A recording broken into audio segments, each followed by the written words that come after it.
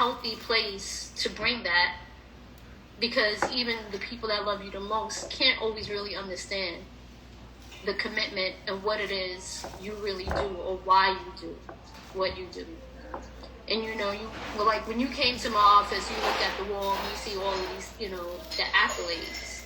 It's hard for me to speak and be happy about the accolades when internally and mentally I'm always focused on how much work still has to be done and how much I still have not accomplished when it comes to lives and communities. During this pandemic, I'm trying to make the people that are responsible for our kids understand that don't even look at an individual as an individual. Look at them as an entire generation. Look at them as, when we don't save that one, we are also not saving the generations they're going to bring into this world. Or if their life is cut short, how many possibilities, how much greatness they possibly could have offered into this space that we didn't allow to flourish because we didn't show up. Especially now during this pandemic. And it's hard. It's so hard. The food giveaways, the toy giveaways, the holidays, speaking to my young people, my interns yesterday, a couple of days ago, and they were talking about Thanksgiving. One of my kids said, we don't celebrate Thanksgiving, and I'm sad about that. It makes me sad all the time. And it made me open up to her and explain to her that it makes me sad that we celebrate Thanksgiving. It makes me sad that we celebrate Christmas. Because there are so many people who go through a different kind of struggle and hurt and strife because they're not going to be able to provide for theirs the way the expectation to be provided for during those holidays.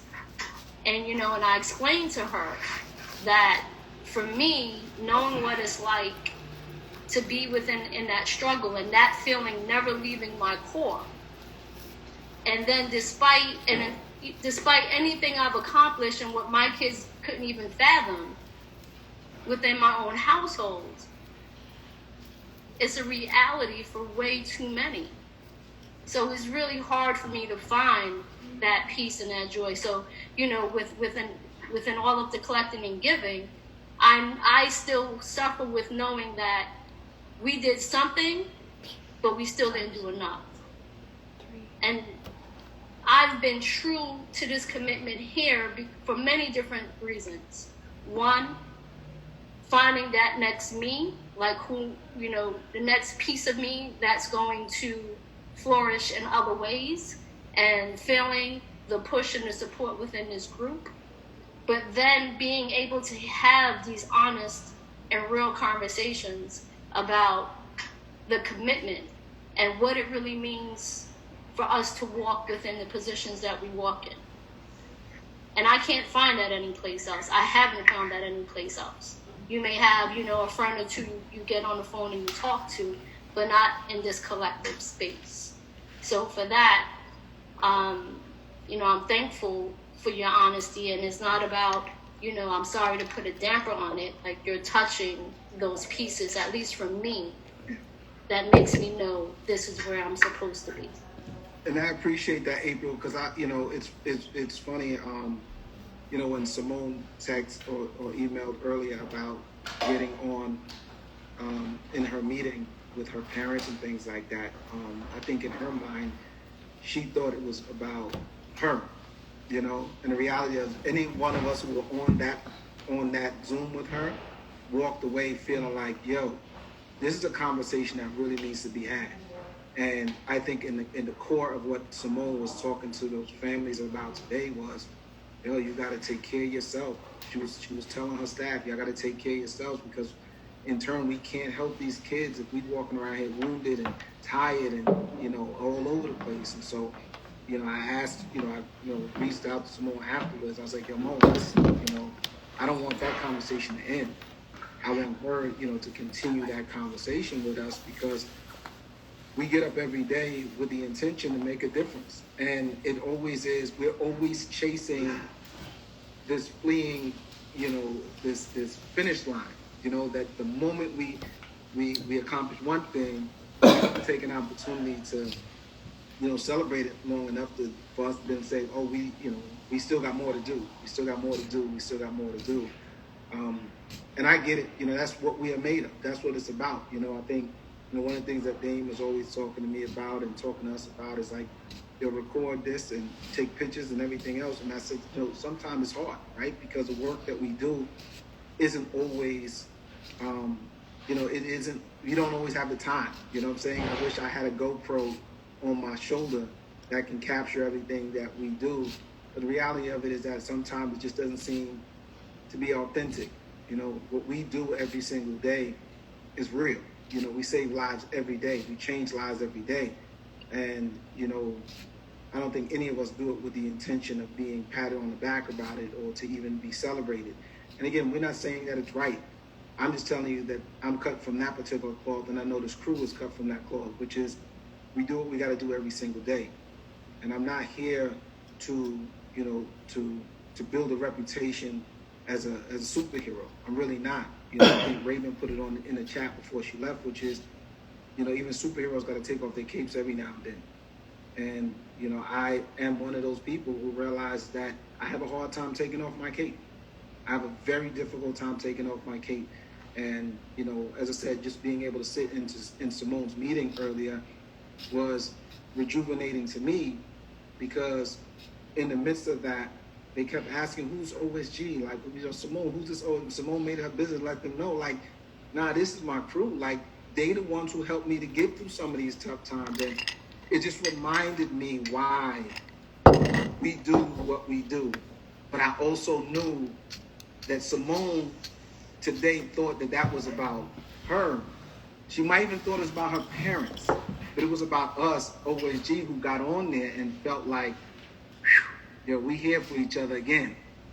We as long as we together, nobody can mess with us. Nobody can mess with us. And in that vein, because I have to leave shortly as well, but in that vein, I just want to thank everyone from OSG who was with me the other night for my interview, because yet again it was OSG.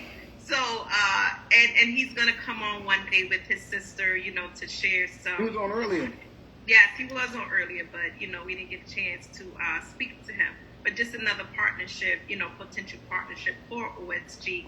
But he was amazed, by all of you guys who were able to get on, and just the togetherness, the love, the support, the uplifting. And to be quite honest with you, I was also surprised. I mean, you know that I've known Dennis for a long time, and I've met many of you along the way.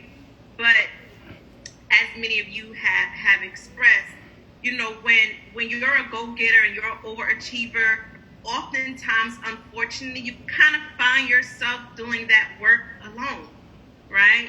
And people always say it's lonely at the top. So to be a part of OSG is really and truly a beautiful thing. It's really and truly near and dear to my heart, because now for the first time, I really don't feel alone. But to see that love in action on Tuesday night, was really and truly a beautiful thing. I thank each and every one of you. I love you all dearly, and I really just truly appreciate that. And you guys also inspire me to keep it going. I think Raven was saying earlier that this group helped her to keep focused, in the midst of the pandemic, feeling a little lazy or whatever. I was also feeling the same way. But when I look at my sisters and my brothers and I see everything you guys are doing, it really and truly inspires me to keep it going, right? And just the fact that we've established, that we're a family, that makes it so much better. So from the bottom of my heart, I just want to, really and truly thank all of you who were able to support our work, because it's our work collectively. The other night, that was that was really and truly a beautiful thing, and I love you all. Thank you, Keith. Thank you, Keith. And like I say, I can't let Simone, off the hook with that, about how important it was for me to jump on her Zoom today with her, you got to keep in mind, that's her staff and that's her parents, for her to allow us in to be part of it was extremely, I think it was humbling. It was very, very humbling, but I realized that even as she is leading from the distance that she is, she's still leading like a real champion. And she's really telling them, like, yo, take care of yourself. Take care of yourself. She had the babies on. She had the babies on there dancing. And, she was reaching out. She was reaching a lot of people today. And I was extremely proud of her. Extremely, extremely proud of her. So I couldn't let that opportunity go without saying that today I was fed by being part of something like that, to see how to take care of myself. That even if for that hour or so that I was on that Zoom with her, I took care of myself. So I appreciate that, Simone. I appreciate you, thinking enough about us to join you today. And you might have thought it was for one reason, but damn sure I can tell you. I literally was like, yo, I got low numbers. Do you guys just mind coming on? You can leave your cameras off. I just know that I put a charge on my staff to deliver engagement weekly, and I know it's a lot, but my families need a lot. And while my staff, whether they are in the building or home or in Aruba or wherever it is that they're working from, while we are blessed to get these full checks where we could order on Amazon and somebody could deliver groceries to our doors, while we can decide that we can take a day off, my families really can't. And so they come to depend on these weekly Talk at 12s, because, for those of them who do have to work outside of the home, they know that 12 is a break time for them, and they enjoy having their lunch and breaking with the Talk at 12. So when I saw that the numbers were low, I was like, oh, the numbers are low. Can y'all hop on? Because I know that I put a lot at stake with regards to ensuring that my staff gives a quality quality supporting our families. And, my parent coordinator, he has to maneuver between guidance counselors, social workers, 4 assistant principals, myself, and a whole host of staff because every week we have this series. And when I saw the numbers were low, I didn't want them to feel disappointed.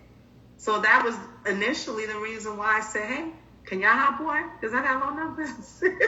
But yes, the topic is about social emotional support and ensuring that you're taking care of you. And like Keisha, when I was talking to my therapist last week, I said, she gave me a charge which said, I charge you to disconnect totally from work for during the Thanksgiving holiday, and for you, what would that look like? And I don't know about everybody else, but I am tied to my email because it's incessant. And I said, well, that would require me never to check email. What if there's a fire? What if something happened? And the bottom line is they have my phone number if something happened. And that's the reason why, superintendents and executive superintendents, this, that, and the third, somebody, if they really needed me, they absolutely can get me. And it was very hard disconnecting, but how very rewarding it was, because I didn't feel the anxiety of what's coming next. Because once we get ourselves into that mindset to expect something is coming, because, in speaking with my sister, Dr. Action, she has used that word, we have been traumatized with believing that we have to sacrifice everything about ourselves, because if we don't, then they're going to yank us out, pull the rug from under us anyway. And so I was thinking about what Anissa said. I was thinking about what my what therapist Shanita said. And I said, I'm going to disconnect. And it was the most rewarding feeling because I didn't know I could do that. And that was the first time probably in over, what year is this? It's in 15 years in becoming an administrator that I disconnected from an email.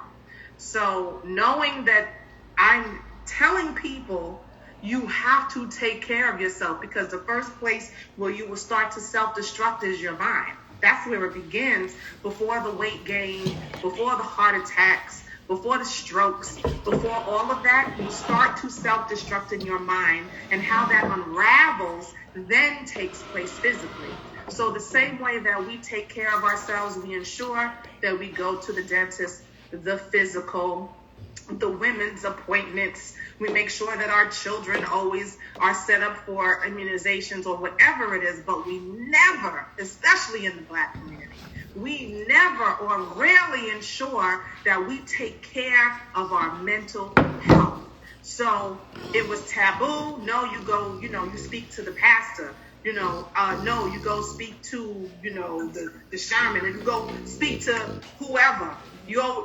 Back 60 years ago, you always had that uncle that lived in the attic. We don't speak about particular bipolar disorders. We don't speak about depression. If you're feeling in a dark place, if you don't feel like getting out of bed, if you don't feel like turning on the light, if you're just tired all the time, fatigued, I don't know why I feel like this, because your mind is starting to self-destruct, and those are triggers that can lead to depression. And that's why it's important, one, that in a time during like this, we do not stay apart. That's why it was powerful. When I say just the seed that was planted to ensure that we had this space, Dennis, was one of the most powerful things you probably could have done to save a principal's life. I'm telling you, we hear it all the time, whether they're 11 years old committing suicide, 40 years old committing suicide, 90 years old committing suicide. We started to self-destruct in the brain because we didn't understand the triggers. But, the devil is a liar, because God planted that seed to ensure that you were going to be there to self-destruct that plan. So just everyone who's listening, our insurance, your insurance, somebody's insurance, pays for you to talk to somebody at least 12 weeks a year. And there's nothing wrong with that. Even if you want to get a regular checkup physically to make sure that your blood and your diabetes levels or whatever it is accurate, you have got to do the same with your brain. Simone, and I'm going to get to Keenan in a second.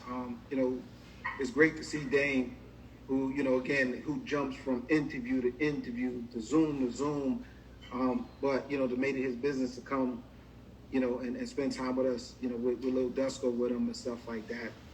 But that's one of the things that Dame has always been preaching, is about therapy, and really, really, really getting that therapy. And, I think, right now he may not need it as much, because I think Lil Dusko is the therapy that he needs. But he's been one who's always been pushing that and telling us, listen, he needs it, and he pushes everybody to get it if you need it. So, like I said, it's great to see Dame with his therapeutic, his good luck charm with him all the time now. So Dame, what's up, man? What's up, Lil Dusko? What's happening? You sleep. What Dennis is saying is true. I think the purpose of therapy is really understanding the unrecognized trauma. The things that you consider your normal are really stressful, and a lot of people don't have to go through them. What's up, KK? And, the thing is, everyone here is really signed on to being a superhero, which means that you get stronger when there is dysfunction. When there is a war, everyone depends on y'all to be strong. So it's like the thing about the dark room. If you're having fun, if you're doing something that makes your soul feel good, that's how you get to the light. And that's the reason why a lot of the times I always ask in our conversations, what's your selfish dream? What do you do for yourself? What do you do to disengage?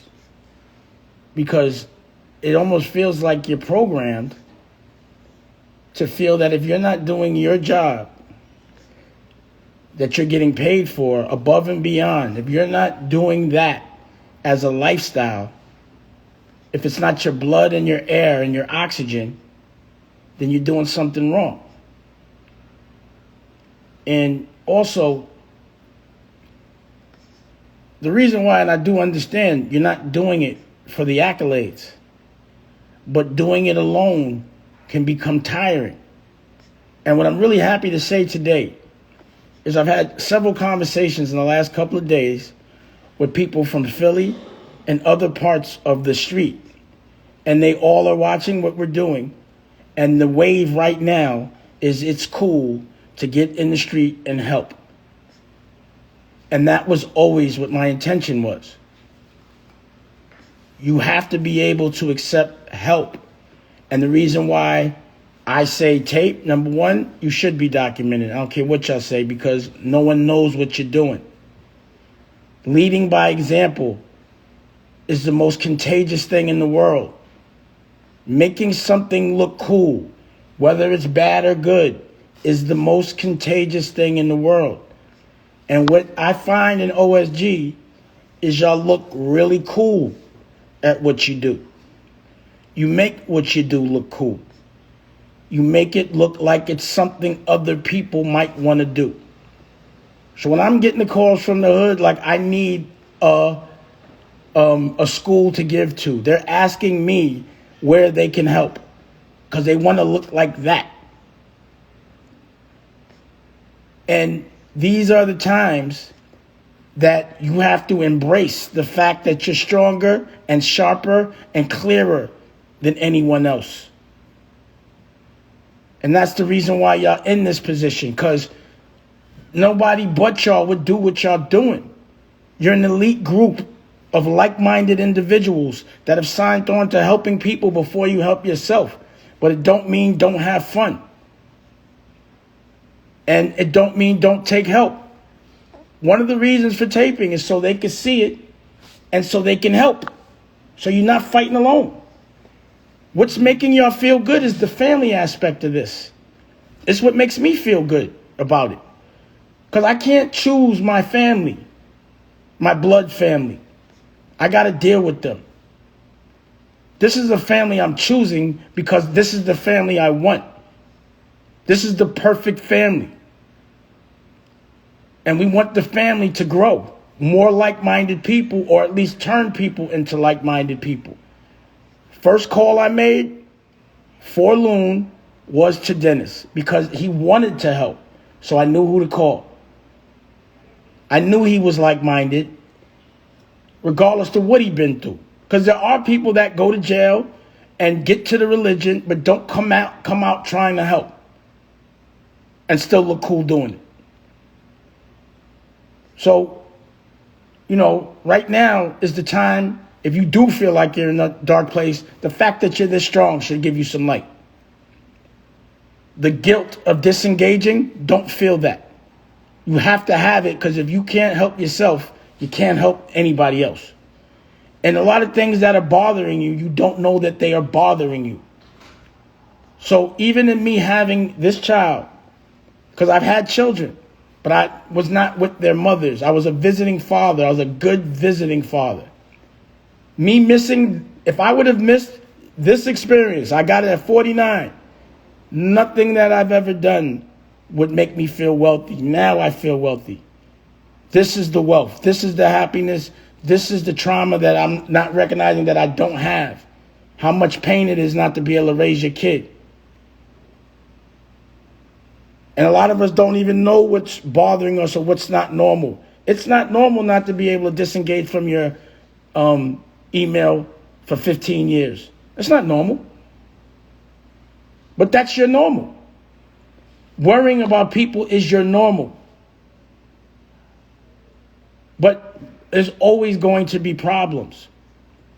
And since I've had the conversation with the mayor, Patterson, I've been thinking it through so much. I'm like, I really feel bad for kids that have lazy parents because they got to deal with that.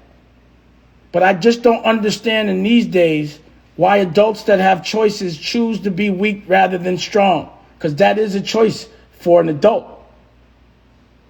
And maybe if they could recognize that trauma, they would be able to find an excuse for strength instead of an excuse for weakness. But y'all are strong. Y'all are superheroes, like it or not. You've chosen it, and now you're conscious. It's a part of you. But definitely disengage. Find your creative outlet. Like, you know, the reason why I'm so happy is because in the middle of a pandemic, I kept myself occupied in doing things I enjoyed, and by doing that, it yielded in ways that I could not have anticipated. In making myself happy, I was able to make myself strong enough to help other people. So, this is the time to be happy about your strength. This is the time to identify what's bothering you and fix it. And this is the time to understand who deserves the help and who doesn't. You know, there has to be some accountability for adults. And a lot of people think they're going to go through life conning and lying and stealing and making us feel guilty for not helping them. It's hard to identify who's really deserving of that help. But these kids, they're pure. It's not their fault. So all we could do is make sure they grow up and not blame their parents for being the same way. Blame their parents for making them better. And we just have to have them recognize that narrative. So this is the time to be that general. Y'all not soldiers, y'all generals. That's why it doesn't feel right when people tell you what to do and you know it's not right. So you go and do what you need to do on your own because you're a boss. It don't sit well with you to be told what to do by someone that's not a boss, especially when they're telling you the wrong stuff. And then they got you sitting around in limbo waiting to be told and they don't even have an answer. So you get on this Zoom and someone like Dennis and all of y'all had predicted the future time and time again based on logic, and still, when it happens, no one's prepared, and we're the only ones that are going to take any kind of action at all, above and beyond what they get paid for. So that's, you know, that's the world you live in. That's why I just say you might as well be rich while you're doing it.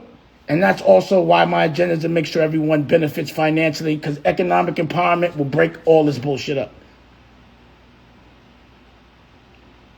And, you know, I appreciate being able to be a part of this. And, yeah, the reason why I will jump from an interview to this is because I don't want to miss nothing. I want to learn. Selfish. I'm sorry. But every time I peep in, I'm like, oh, now I know what else we need to deal with. Now I make myself better. Now, when I'm smoking a joint and drinking and everyone thinks I'm a hot mess, I say something completely smart and accurate, and they got to be like, he's right. I hate to hear it from the high guy, but I got the information straight from the source. I like being smart about shit I know. And when I hear things here, I know things because I'm seeing it. You know? Some people are out acting like they want to do shit, and what they would do if they get this, that, and the third, elected, this, and then they're not doing nothing but talking about themselves. And can you answer this, please? Nicolette. You know what I'm saying? But here, we talk about it, we do it, and then we talk about what we did, and then we talk about what we're going to do. Just celebrate your wins. Got to celebrate those wins. That's what keeps you happy. I celebrate everything. You know I'm celebrating this forever. This is the biggest win, but I celebrate every little win. So that's what you got to do. Don't be humble. I know y'all want to be. Celebrate those W's. Thank you. This is McClary. Can I say something about King Dennis?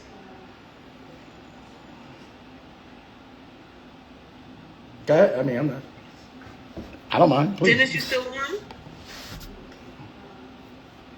Is Dennis still on? Yeah, I'm here, McClary. Clarity. Yeah, I'm Harlem, but I wanted to salute the King Dennis really for, you know, really having this divine vision to do this. I'm from Harlem. I'm from Lenox Avenue, so I always felt like I'm good because I already had my people to make sure that I was a good, you know, to do what I wanted to do. But I just want to make this point. When I quit the opportunity to teach, I put in $1 million to start this nonprofit with my mentor. And I'm from Harlem. And I promise you, I was telling people I'll pay you so I could talk to Mr. Dame Dash. 5,000, 10,000 for 15 years, and nobody made it happen. And when I saw y'all for months, I figured out, the hustle, how to get to whoever the person was. And I just sent one message. Dennis called me right back and had met with me right back. And then I said to Dennis, because I wasn't going to even say this, but the feeling of this meeting. And I told Dennis, I want to be private. I'm from Harlem, you don't talk. And so I said, Dennis, I'll give you whatever you want. I said, if we can make what my vision is for the kids academically to make Damon Dash into a literature math workbook, I said, I'll give you whatever you want. And the first thing he said, I don't want no money. I don't want nothing. I said, no, I want to give you 10% of everything. Yeah. And instantly, and I've been telling so many people, and I can't call names because Mr. Dash know the people, but I'm telling you, 15 years. And with one message, one phone call, he instantly did that. Like, I lost everything doing this nonprofit. And to have that moment was just a miracle. And it helped me mentally because I knew that this was a vision that I needed to do. And Mr. Dash, I know you don't know me, but I'm from 29th for Linux, and I always knew you. And I knew that quitting and doing my own thing, I learned from him, and he doesn't realize that. But Mr. Dash, I call him my private tutor in one of the books that I wrote. And I went to one of his class, and he taught me over 20 years ago how to maneuver and create this company. So I don't mean to really take your time, but, King Dennis, like, it's so many great miracle things that can transpire from here. And mentally, it just made my heart so glad. And I told everybody, like, I literally talked to Mr. Dash because of Dennis. And I just wanted to salute you. I'm private, but I definitely wanted to say that to you. Thank you, McClarty. I appreciate that so much. And the good thing about it, I think Simone was able to drag you out a couple of days ago. So we do know you are a real person, so Simone, definitely, we want to shout out Simone for that. But no, McClarty, thank you. What you've shown us was that by any means necessary, that you were going to get your dreams fulfilled. And I think that's what Dame has been talking about. And that's having those selfish desires and things like that. But, I appreciate you for sharing that. And, again, you family, you know what I mean? So anything I could do to support you, it's going to happen. So thank you again, McClarty. Kanan, I know you on here, and I know you wanted to say something real quick. Kanan, you on here? Yeah, I'm still. What's going on, man? So my name is Kanan. I'm a college student. I'm originally from Oklahoma, but my mom works in higher education, so I moved around a lot.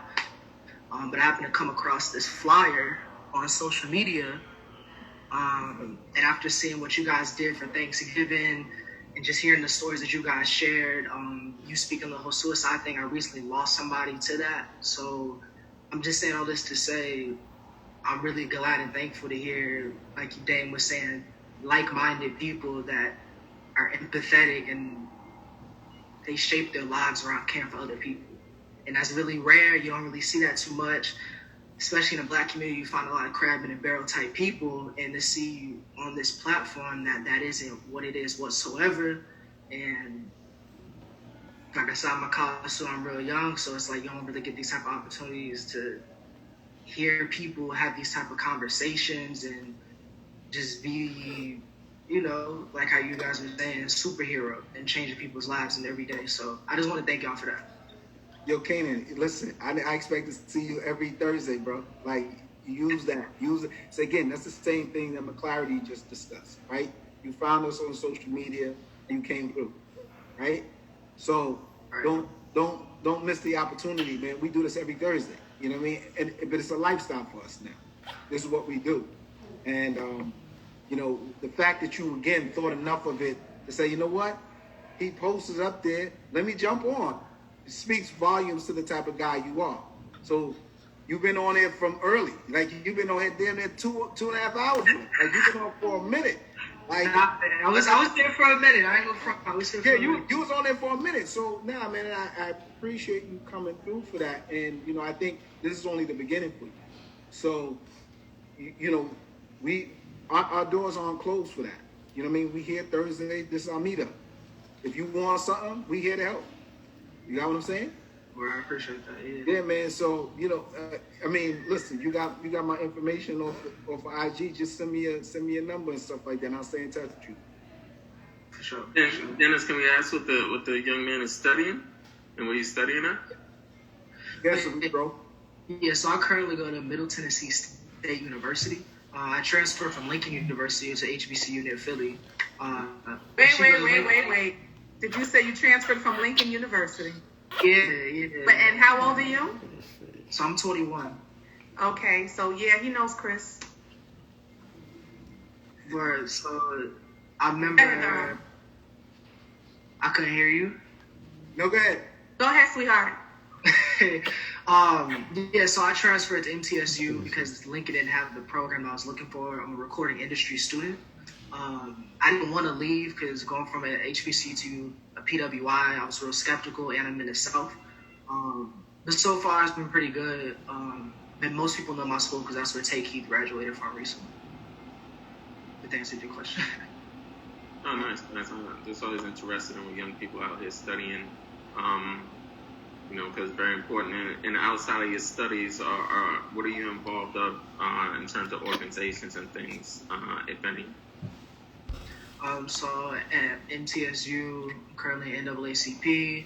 I was a member of National Society of Black Engineers, but because I switched my major from IT, I'm no longer part of that.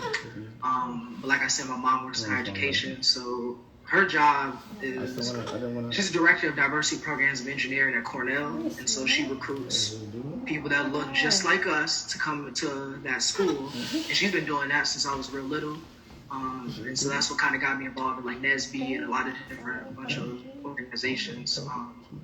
But now at my current school, outside of that, my best friend and I, with the help of my mom, I run this publication called Double I Magazine.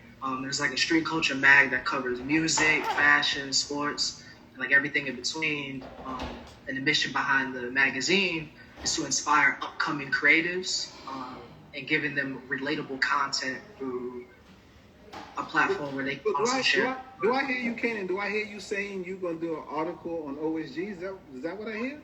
I mean, we can set something up. Yeah, I just thought I heard you say that. Which is, what I experienced today needs to go in another magazine. So I'm going to get in touch with you, and we're going to talk about OSG, right? That's what you said?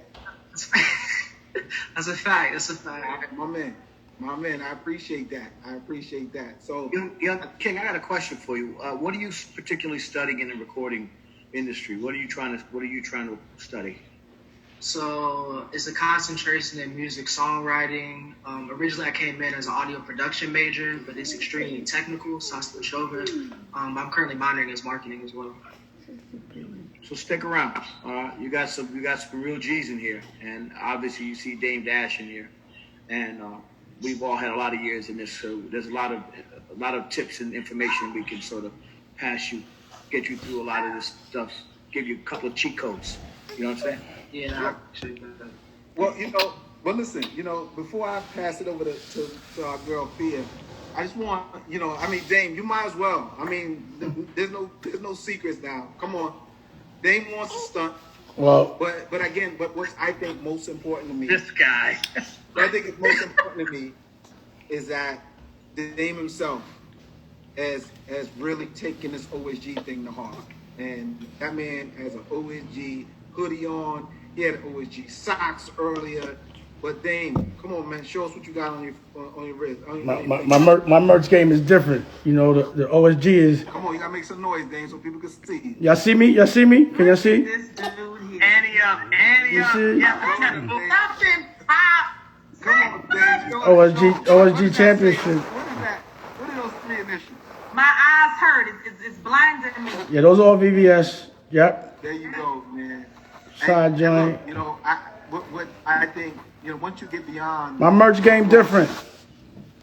My merch game is different. Listen, you realize that it's bigger than that.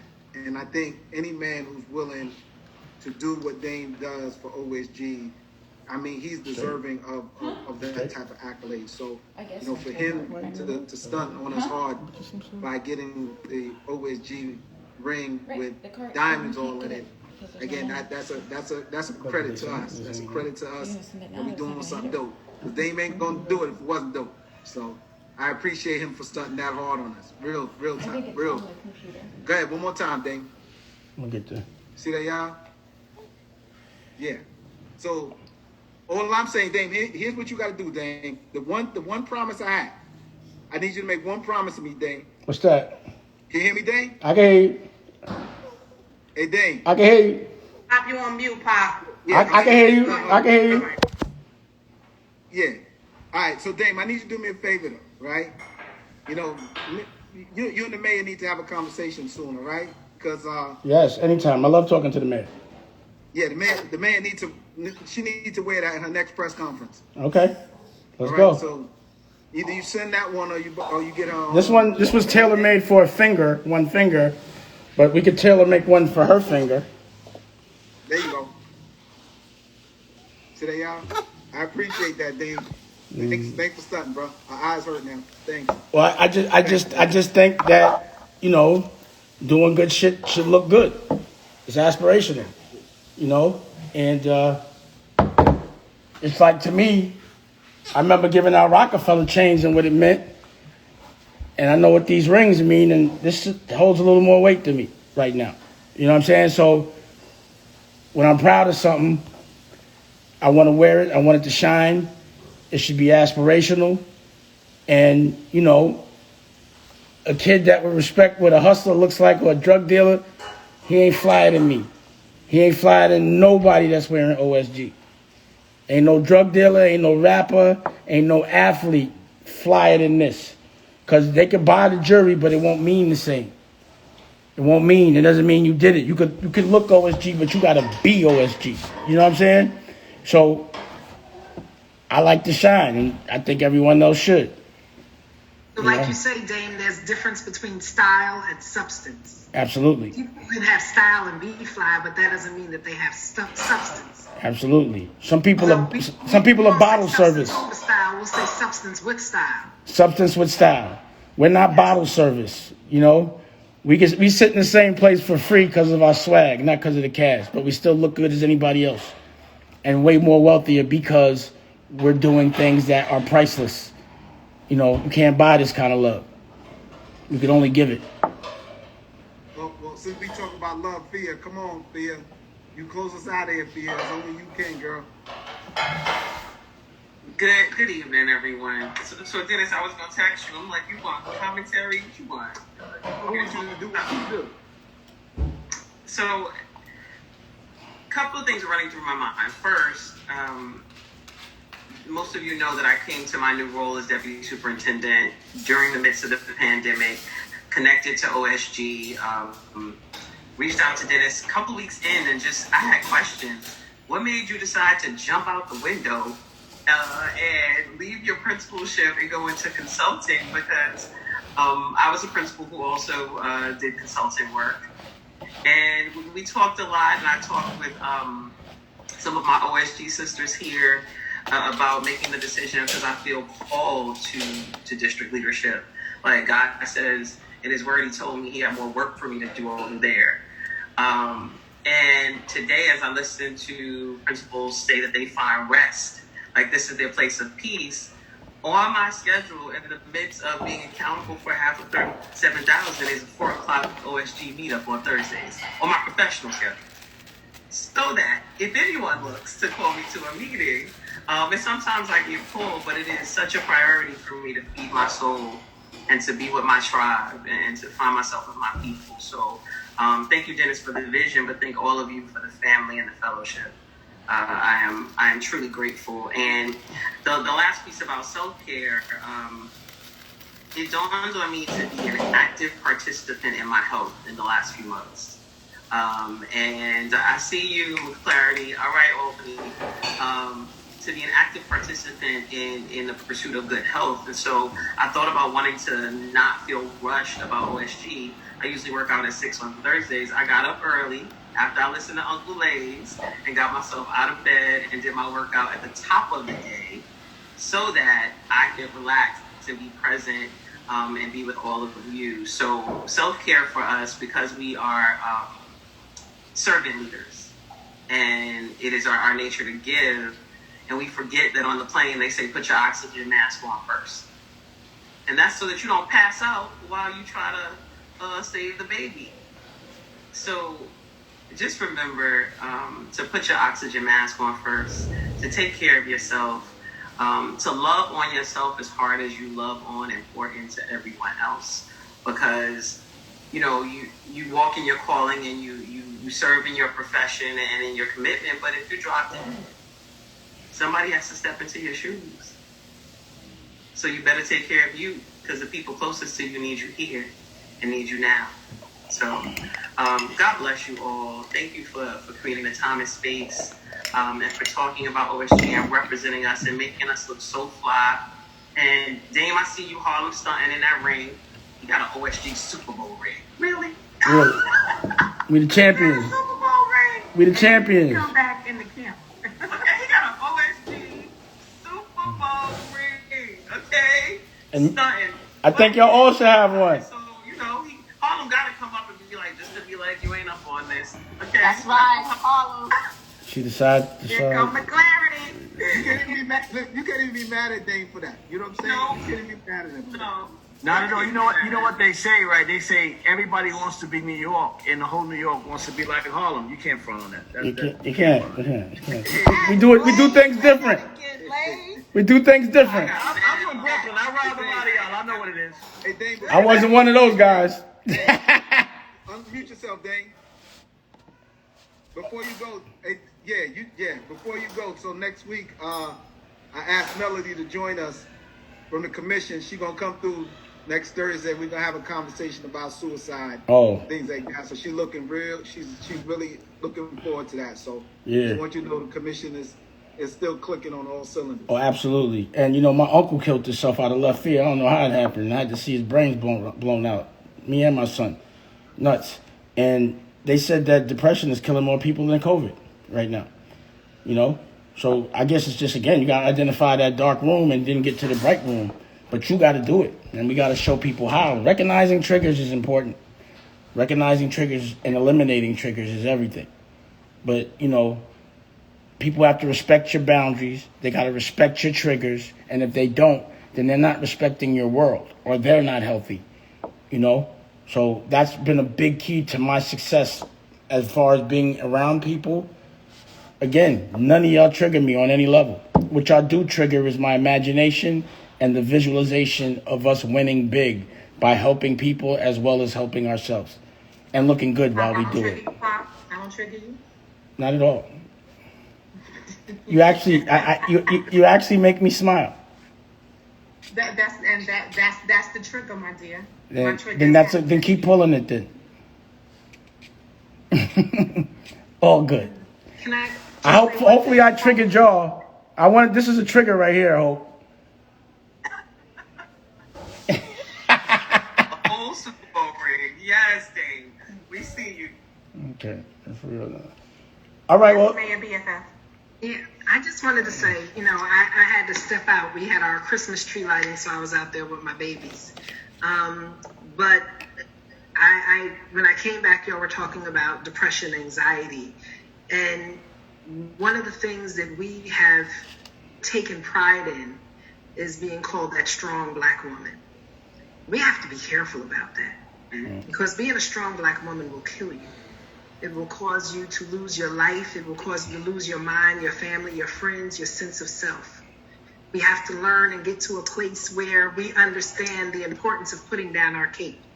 There are days that we have to stand tall even when we're broken.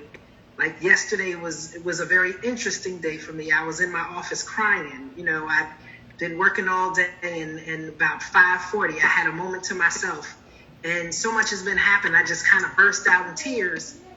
And my friend called me at the same time, and I answered the phone, and I couldn't believe I answered the phone in the midst of a moment. But I did answer the phone, and I was just talking to him, and, I just shared with him where I wasn't in that moment. And then all of a sudden it was crazy because my phone kept beeping, and you could see all these text messages coming through. And our call got dropped, and I was still crying, and I looked at my phone, and I'm looking at my text messages, and I'm seeing all of this congratulations. And I'm like, what happened? And then I scroll back up and there's a picture of me saying Mayor of the Month. And I'm like, I am sitting in the corner in my office crying, feeling defeated, stressed, stretched, overwhelmed, and all of that for the moment. Because that's what we use those words. Oh, I'm stressed, I'm stretched, I'm overwhelmed, I'm saturated. We get to a point where we don't understand that no is a complete sentence. We'll say no, but then someone will say something and we'll go, but. Remember that anything after that but negates your no. Yeah. No, but I'll try, but I can't today, but maybe tomorrow, but next week, but okay, if you put it that way. Sometimes you just have to get to a place of no. You have to get to a place of no, because if you don't learn how to stop yourself, and for me, this is no easy thing, because I'm the person who has bragged, I haven't taken a vacation in 5 years, I haven't taken a day off since February of 2019 when I announced my candidacy. And I hit a wall. I hit a brick wall, and I had no choice but to take like 3 days. I didn't feel like I could take a day off. But then my body caused me not to be able to make that choice for itself, and I had to stop. I've looked at people around me in the last few weeks have heart attacks, my contemporaries, strokes, sitting with a lot of my female counterparts who are CEOs or in business and leadership in one place or another, and they're at the place where they're taking medication. And there's no shame in medication, because if you got high blood pressure, I don't know if anyone in here has high blood pressure. If you have high blood pressure, do you take medication? If you have diabetes, are you taking insulin? Because you need insulin once your body has run out of making insulin on its own. And sometimes when you are a person who is type A, high level, constantly on the go, your body runs out of that adrenaline. Your body runs out of the chemicals that it needs to stay balanced. And sometimes you need them to replace them. Now, I'm a Christian, and I know that the blood still prevails. But if you get medication, and we could say medication ain't for us, for Black people, look, pray over your medication, believe God, trust Him, and do what you got to do. Because there's nothing cute about waking up every morning at 2 o'clock in the morning going, and you can't sleep. And your mind racing and your heart racing, and you can't go back to sleep until it's 5:30, 6 o'clock time for you to get up and go out. And you're suffering from sleep deprivation, because when you don't sleep, your blood pressure goes up.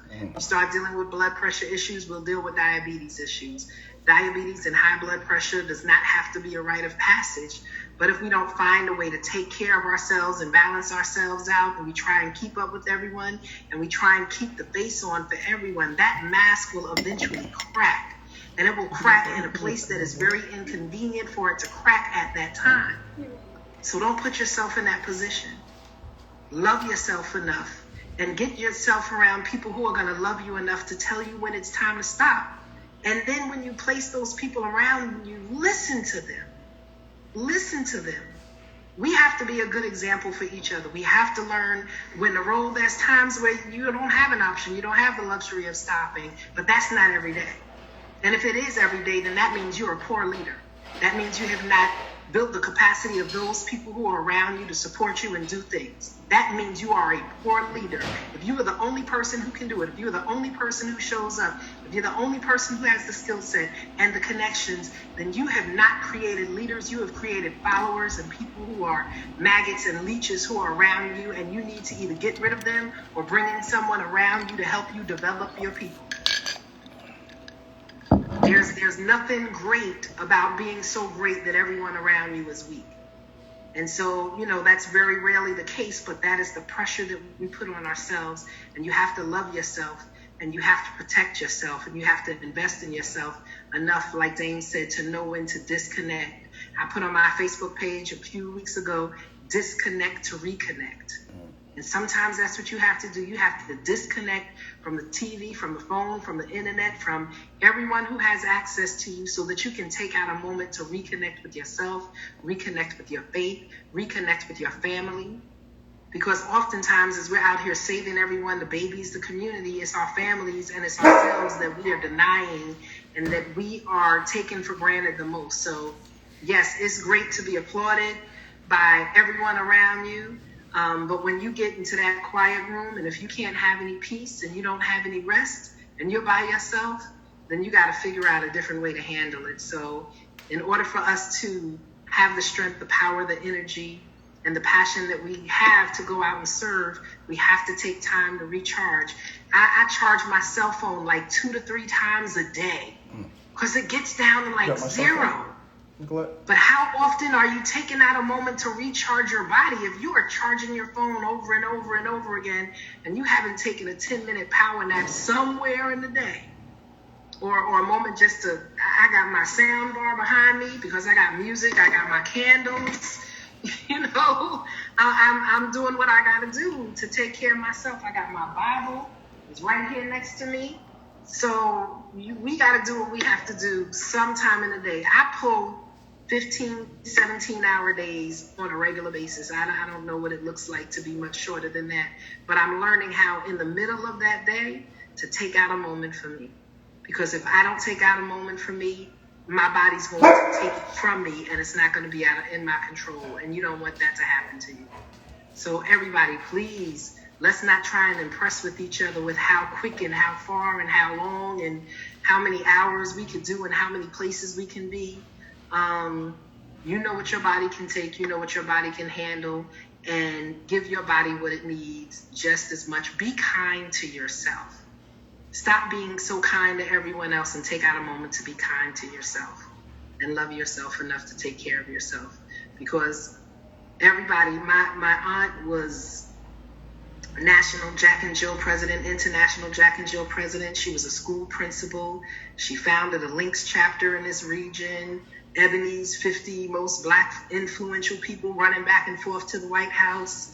You know, and AKA, she did everything. She was a college dean, and she did all of this at the same time. And I watched her die at the age of 45 and leave 2 girls in high school behind her. And I saw people come through her 26-room house, old P.T. Barnum mansion, and they came through with furs and jewelry and dripping. And they were like, ooh, it's so sad that she's gone. And her funeral was written up in Our Kind of Folks, which was a bougie thing. And she had a funeral at Grace Baptist Church with thousands and everybody was there. But guess what? She left them babies and they were traumatized. And when she passed on, somebody else became principal. Somebody else became the dean. Someone took over the chapter, the AKAs and the links, you know, and everybody took her positions. It might have been multiple people, but life went on for everyone else while she laid in her grave and her family lay grieving. So people tell me oftentimes I'm just like her, and that used to make me proud, but then it started to make me scared because I didn't want to lose my life for giving it to everyone else. So please take care of yourselves. Because depression is real and anxiety is real, and a lot of that is also tied to us sleep and just overcommitting and overstretching ourselves. Please take care of yourselves.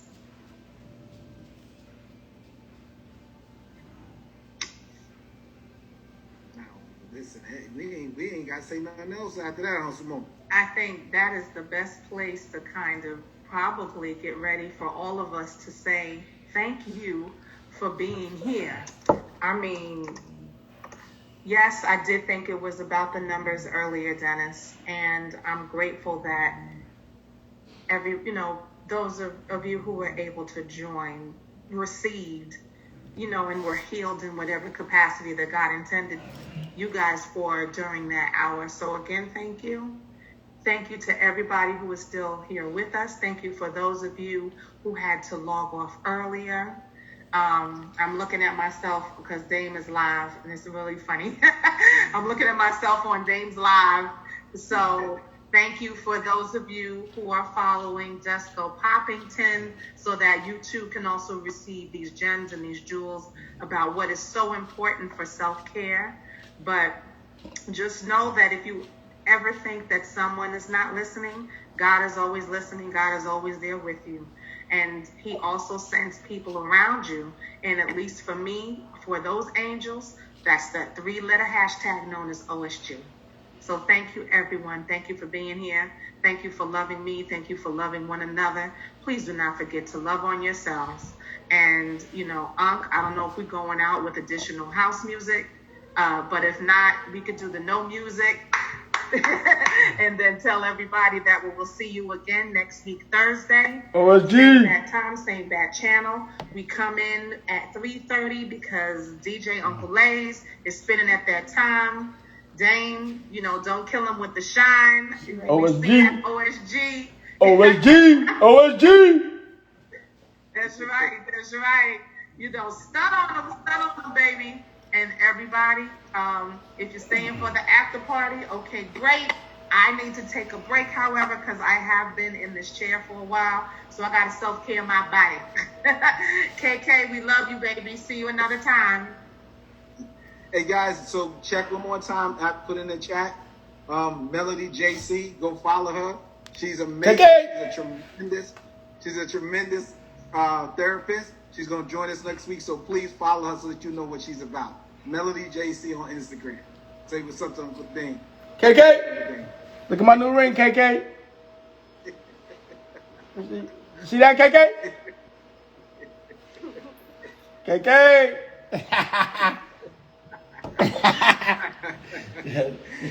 All right, John. All right, John. I think you said everything is